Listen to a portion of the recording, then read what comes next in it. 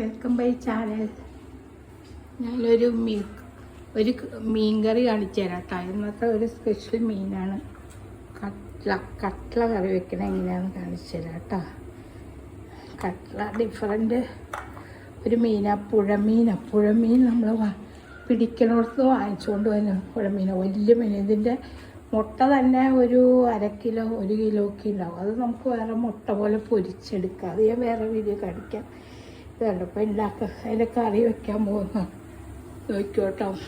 ആദ്യമേ വെളിച്ചെണ്ണ ചൂടാക്കി വെച്ചിട്ട് ചിലർ കടുക് മീൻ കറിക്ക് കൊള്ളൂല കേട്ടോ. ഉലുവ ഇടുന്നത്, ഉലുവ പൊട്ടിക്കണം.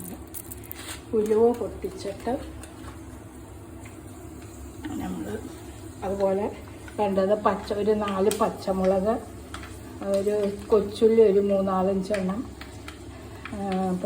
വെളുത്തുള്ളി ഒരു 4 പീസ്, പിന്നെ എന്താ പറയുക ഇഞ്ചി ഒക്കെ ഞാൻ ചെറുതായിട്ട് അരിഞ്ഞെടുക്കുക. പേസ്റ്റായിട്ടും ഇടാം കേട്ടോ. നമ്മൾ വെച്ചേക്കാനായതുകൊണ്ടാണ് അരിഞ്ഞെടുക്കണം കേട്ടോ.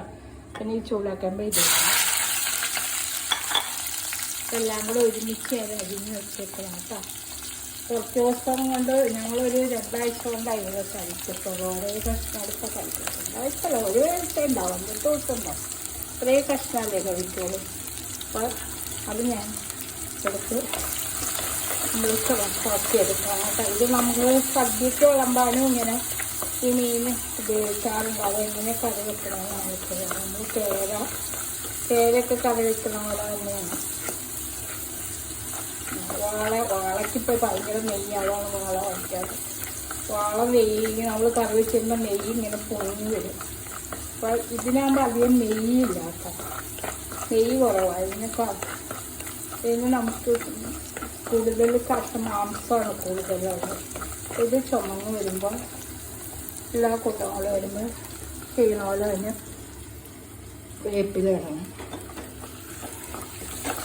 വേപ്പില ഇട്ടിട്ട് ഉണ്ടാവും. നല്ല കുടംപുളി തിളപ്പിച്ചെടുക്കണം കേട്ടോ. തിളപ്പിച്ച വെള്ളമാണ് അതിലേക്ക് ഒഴിച്ചു കൊടുത്താൽ മതി. തിളപ്പിക്കാൻ വെച്ചിട്ടുണ്ട് സാഹചര്യം. ഇത് മരിഞ്ഞ് വരുമ്പോൾ നമ്മൾ പൊടിയെല്ലാം കൂടി ചുമക്കട്ടോ.